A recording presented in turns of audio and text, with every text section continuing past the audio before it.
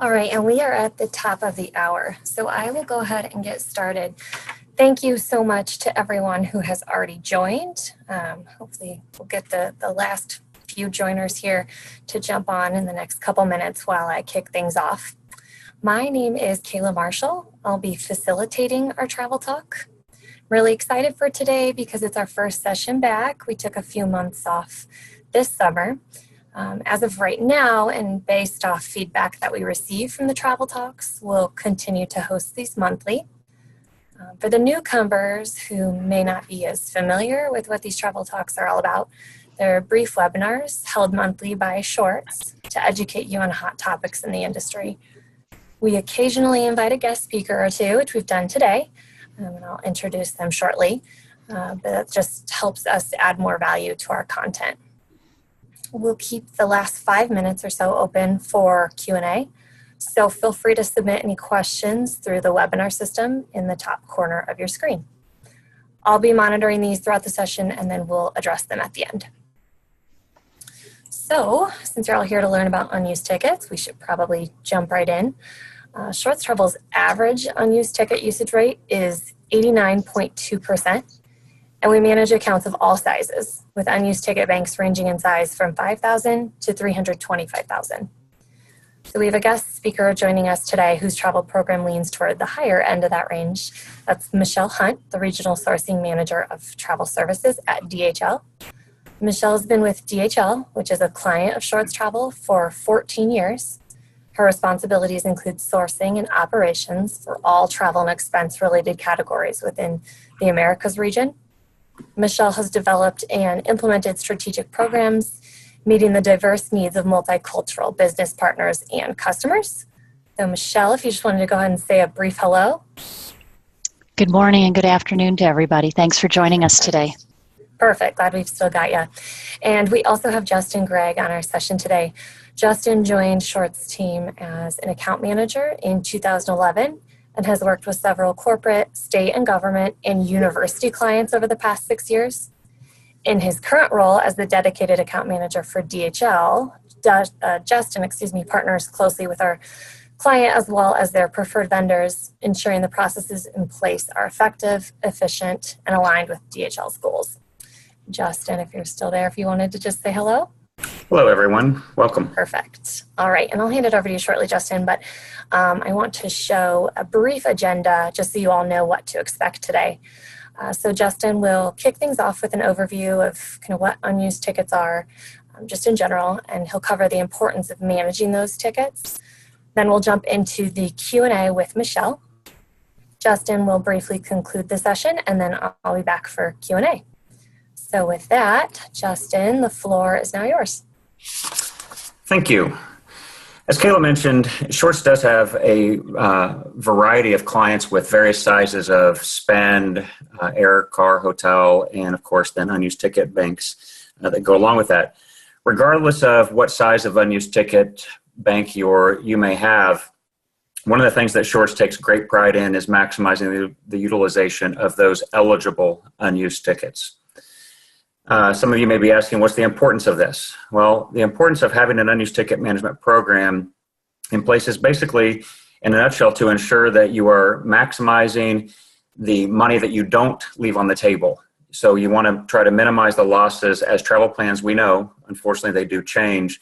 And while those are non-refundable tickets in most cases, non-refundable tickets through the airline rules are eligible for use as an exchange ticket. Of course, there are change fees which do vary by airline. Examples, Southwest Airline has a $0 change fee, and there can be as high as $250 change fees on domestic tickets, and even on international tickets, those change fees can be as much as $400.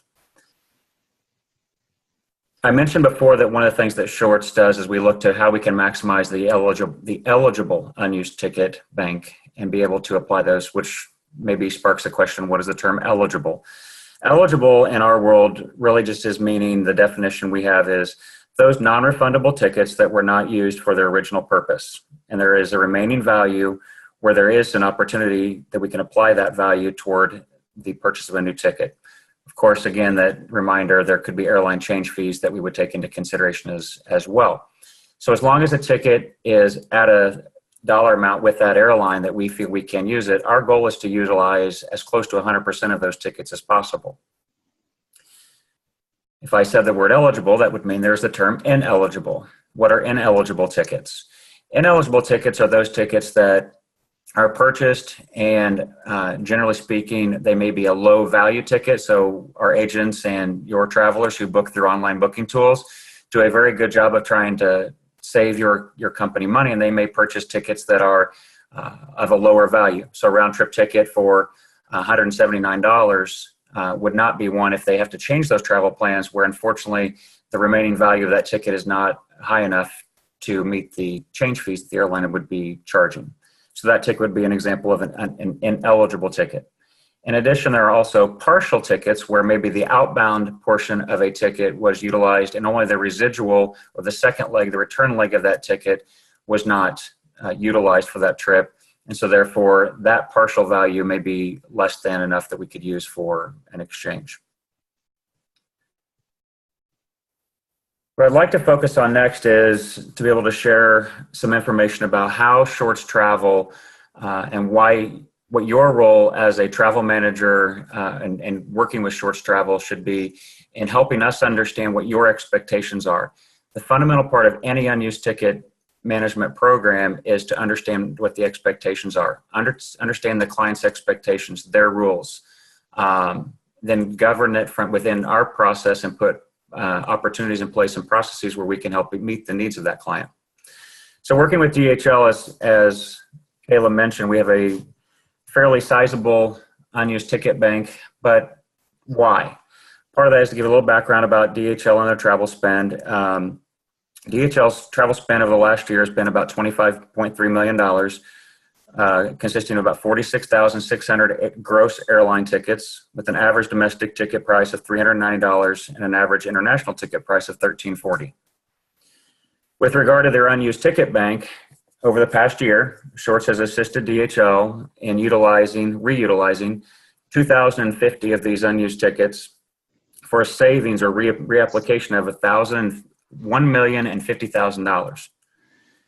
And during that same year, only 250 tickets with the value of $79,000 has expired. So on a basis of $25.3 million in gross air spend, to only have $79,000 expire is pretty good. So what I'd like to do at this point is have a discussion with Michelle to kind of help everybody understand and outline how Michelle transitioned when she became a client, DHL became a partner with Shorts Travel. How did we put the program in place? What is a little bit about their program, and share some opportunities that maybe you can take away from what DHL has in place to justify and say, yes, your program is where it should be, and or are there things that you may want to consider changing about your current program in order to achieve a better success ratio? So Michelle, can you tell us just a little bit about the unused ticket process that DHL has in place today? Sure. And one of the things that we did, with the implementation with Shorts was, provide that direction, on policy and what we need to do. And so the direction that we have given to Shorts Travel to ensure that we get the most value from our program, understanding that plans change and tickets, plans get canceled and whatnot. First and foremost, they need to reuse the ticket for the same traveler the next time they travel on that airline. So we have that process in place. That is the guideline number one. Reuse it for the same traveler the next time they travel on that airline. I don't want to see, when I look at the unused ticket log, multiple tickets for the same airline piled up in there, because then it presents questions, how did that happen? And while there might be, 2 tickets on a rare day, 3, generally there should never be more than 1 ticket on a singular airline for a traveler. And then we want them to continue to apply towards that same traveler until 90 days prior to the expiration of that ticket. At 90 days prior to the expiration of the ticket, as a company, we have said, use that ticket for any traveler within the same division or the same company. And that does require a name change, and not all clients, and all customers have the opportunity to name change. It depends on the program you have with the airline, and sometimes it depends on the airline.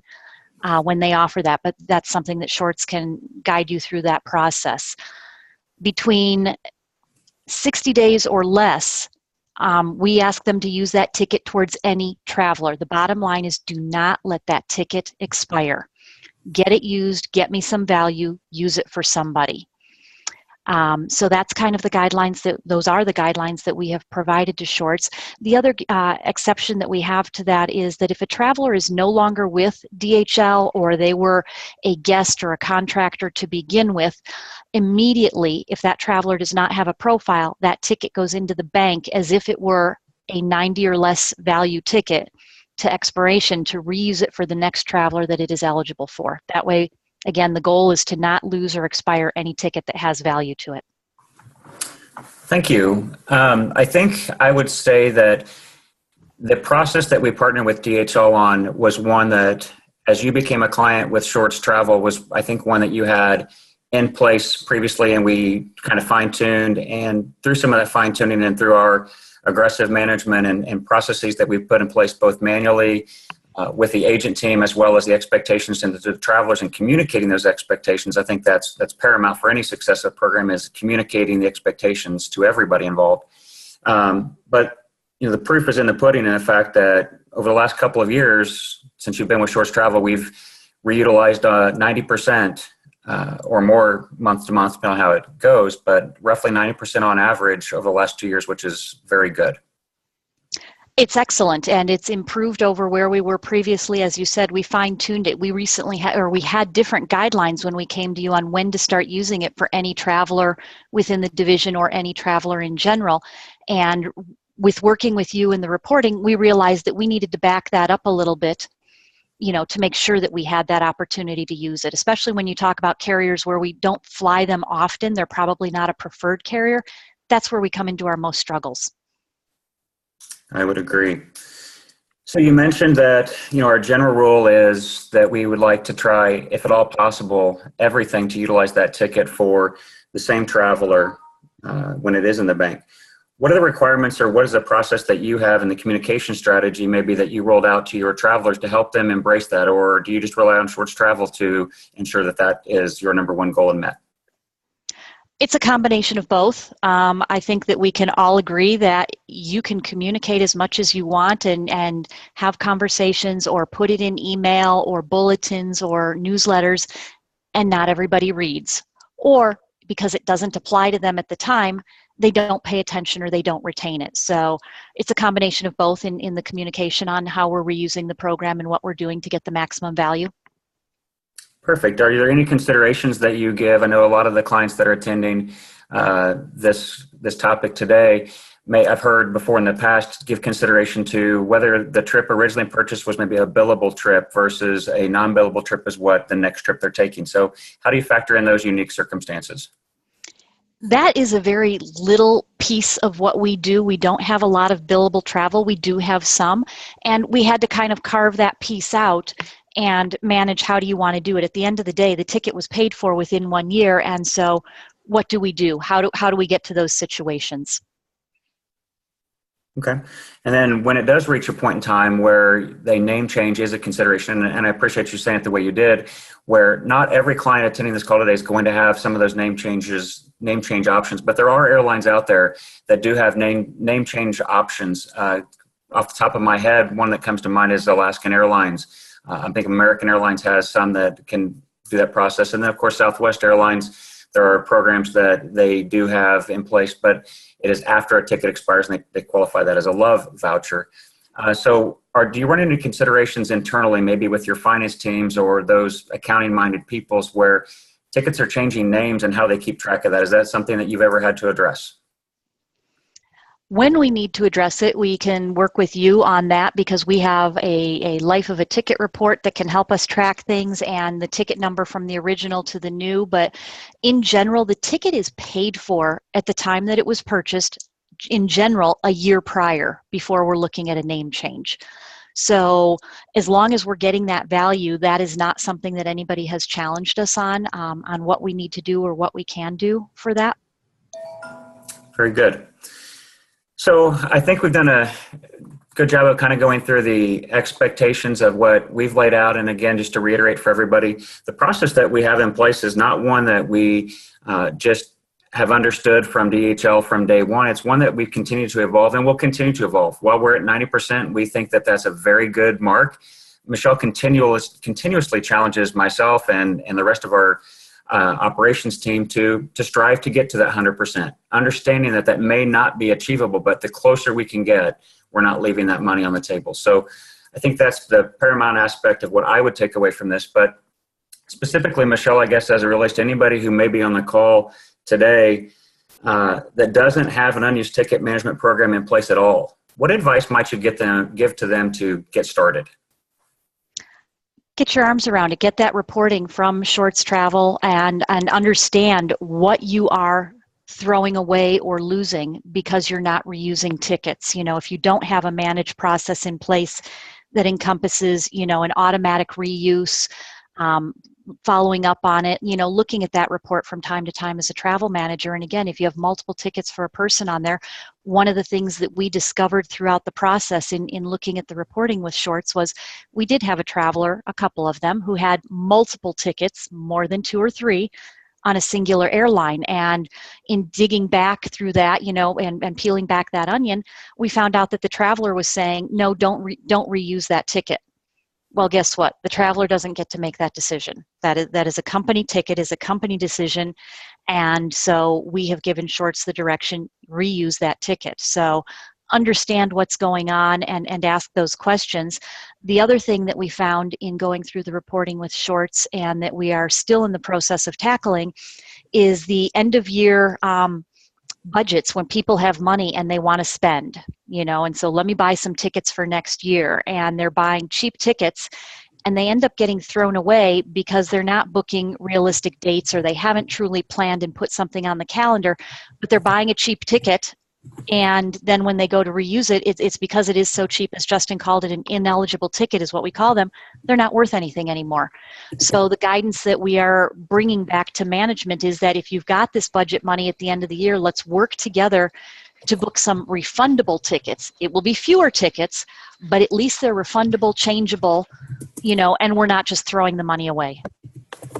Perfect.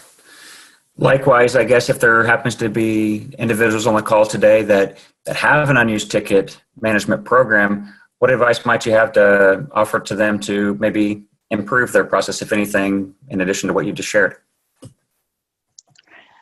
We worked for a long time together with Shorts Travel, specifically Justin and I spent hours, and then he spent hours more together, coming up with what I call a checkbook. It's a reconciliation of your unused tickets. What goes in the bank, what comes out of the bank, what's been used, what's been added, what's expired. So again, that you know, and now that they've developed that, that's something that, you know, they can work with you on to put that together and understand what your program looks like. Perfect. Well, I'd like to thank you, Michelle, for your time and offering the insight that you did. I think it's a fair assessment, and everybody would agree that, you know, this topic is one that sometimes gets lost in the shuffle in the day-to-day of our operation, but it's one that on occasion we probably should dust off the, you know, cover of this manual and say, what is it that I'm losing? Where is this an opportunity? Is it the biggest hit item that's on my list of things that I want to achieve with Shorts Travel this year? Maybe, maybe not, but it's definitely a topic that you should have with your account manager if you haven't had that conversation recently.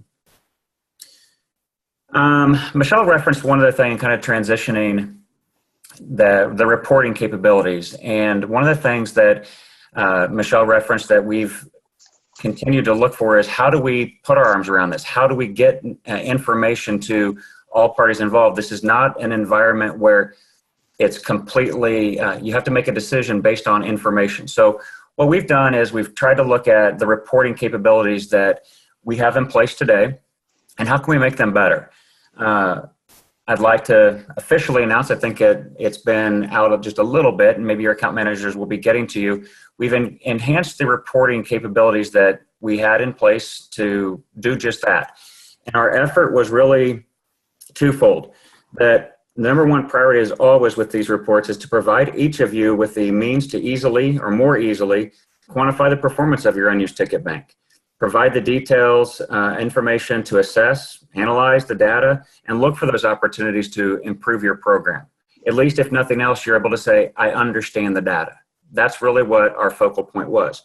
In addition to that, based on feedback that we received from several clients on the reporting that we've been using, is that it kind of was like it required a travel degree or a shorts travel degree to be able to explain what some of the numbers meant or what some of the terminology meant. There's terminology that, while many of you may or may not have been in the travel industry, that even Unused Tickets kind of creates these verbiage that, you know, what's an MCO? What's an e-ticket? What are all the terminologies? I described eligible versus ineligible, but those were terms that were probably used but never defined. So it made it harder for people to utilize the data we were providing them to maybe then have an informed and educated discussion with their upper level management as it relates to money that's being reused for savings or money that's being lost due to low value. So Kayla's going to show for us on this next slide just a view of what this new report kind of looks like. This is it. I mean, this is kind of looking at it, and I think we have a few seconds here left, or a few minutes. We'll actually pull open a sample of this report, and I'll share with you just a couple of things. So, if you want to click on the summary tab there to the left. So the summary tab that is the first tab that shows up, and this is just kind of looking at a date range of the previous calendar year. And what the performance has been. So what your ineligible partial tickets, ineligible no value tickets, eligible expired tickets, so unfortunately those that went expired, how many were actually exchanged and the value that was saved, and then how many are left in the bank and the value.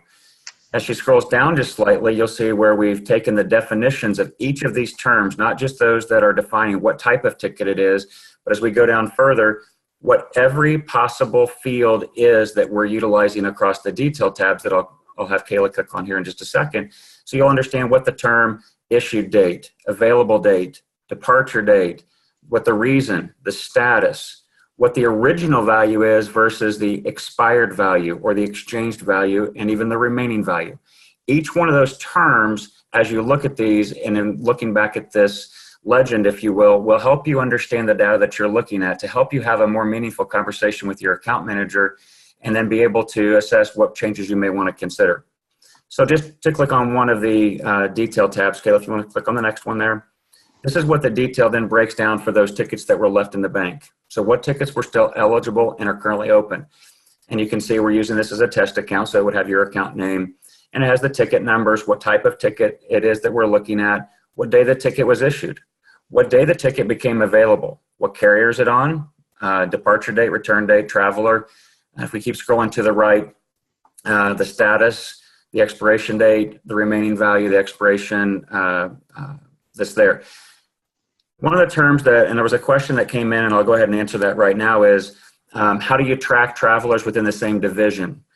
Many of you may or may not utilize this term, but in your implementation with shorts, we, for using DHL as an example here, the sort one value, which is just maybe a UDID, people probably understand what a UDID may be, or it's a measure that we use to track things, would track the department or the division, or if you're a university or an athletic team, maybe the sport.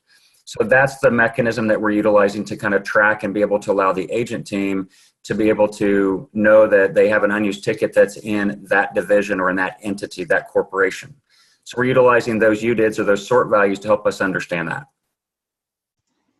Each of the remaining tabs that you would continue to go across the right of this would just break down and provide that same level of detailed data. So really going through this today on this call, we don't have time for, but I would strongly encourage any one of you if you are excited or interested in this level of reporting and see where it might take you, to reach out to your account manager and ask them to carve out some time. And it is going to take time. It's not something that can just happen in a brief 15, 30-minute conversation. It takes time. So having the data is what our intentions were. Putting it to you in a way you can utilize it is what our goal was. Hopefully we've been able to achieve that. And in closing, from my perspective, at least at this time, thank you everybody for attending, and hopefully we were able to share some information with you to either enhance or even start, in some cases, your unused ticket management program. Kayla, back to you. Perfect. Thanks, Justin, and good timing. So as I said, we were going to save about 5 minutes or so for any questions. There have been a few that have been submitted through the system, but keep them coming. So Michelle, both of these questions, I believe I'll address them to you. Justin, you can chime in if needed. But the question first, Michelle, it asks, does the DHL unused ticket program exist outside the US, for instance, in Europe? If not, why not? My responsibility is for North and South America, so I can't speak well to Europe on what they're doing on this particular program. I can tell you that we do this in Mexico and Brazil and Canada as well. Okay. And then we also had a viewer ask if you include senior executives. We do. No exclusions. All right. And that is actually all the questions that we've had submitted. Justin had responded to the other throughout his closing. So that does conclude our session. If anyone has any additional questions, you can go ahead and submit any questions on our website if you prefer. We have a website page that we have loaded our slide deck onto, and you can see that at the bottom of the page, shortstravelmanagement.com/happenings. A special thank you to our speakers, Justin and Michelle. Thanks for taking the time to educate everybody on unused tickets. And thank you so much to the rest of you for taking time out of your day to join our travel talk. We hope to have you back next month. Thank you.